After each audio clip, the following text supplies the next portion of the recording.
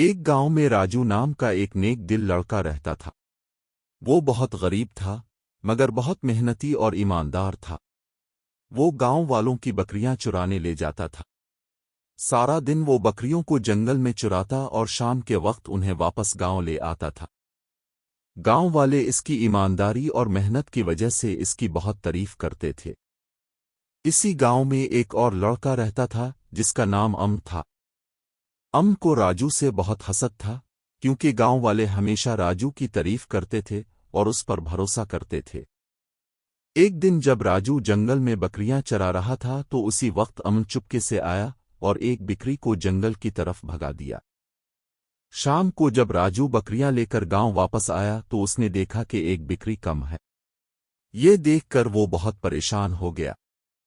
اتنے میں وہاں امن آ گیا اور گاؤں والوں سے کہنے لگا کہ شاید راجو نے بکری بیچ دی ہوگی۔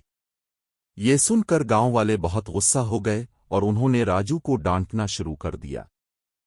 راجو بہت دکھی ہو گیا اور خاموشی سے اپنے گھر چلا گیا۔ اس رات وہ گاؤں کے قریب ایک پہاڑی کے راستے پر بیٹھا سوچ رہا تھا کہ اچانک ایک بوڑھا آدمی وہاں آیا۔ اس نے راجو سے کہا، بیٹا پریشان مت ہو، سچ زیادہ دیر تک چھپا نہیں رہتا۔ اگلے دن راجو پھر بکریاں لے کر جنگل چلا گیا۔ اچانک وہاں ایک بھیڑیا آ گیا۔ بھیڑیا کو دیکھ کر بکریاں ادھر الفادیر بھاگنے لگیں۔ راجو ڈر گیا اور زور زور سے چلانے لگا، بچاؤ بچاؤ! بھیڑیا آ گیا۔ راجو بھی بھاگنے لگا اور بھیڑیا اس کے پیچھے دوڑنے لگا۔ کچھ دور جا کر اسے راستے میں کچھ گاؤں والے نظر آئے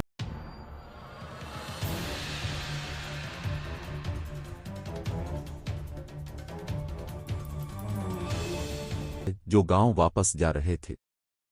اسی راستے میں انہیں وہ کھوئی ہوئی بکری مل گئی جو آرام سے گھاس کھا رہی تھی۔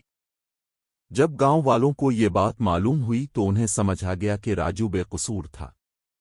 اس پر لگایا گیا الزام بالکل غلط تھا۔ جب سب لوگ گاؤں واپس پہنچے تو وہاں امن بھی آ گیا۔ اسے اپنی غلطی کا احساس ہو گیا۔ وہ راجو کے پاس آیا، اس سے معافی مانگی اور اس کے لیے تالیاں بجائیں۔ اس نے کہا، مجھے اپنی غلطی کا احساس ہو گیا ہے، میں آئندہ کبھی ایسا کام نہیں کروں گا۔ سبق: اس کہانی سے ہمیں یہ سبق ملتا ہے کہ آخر میں ہمیشہ سچ اور اچھائی کی ہی جیت ہوتی ہے۔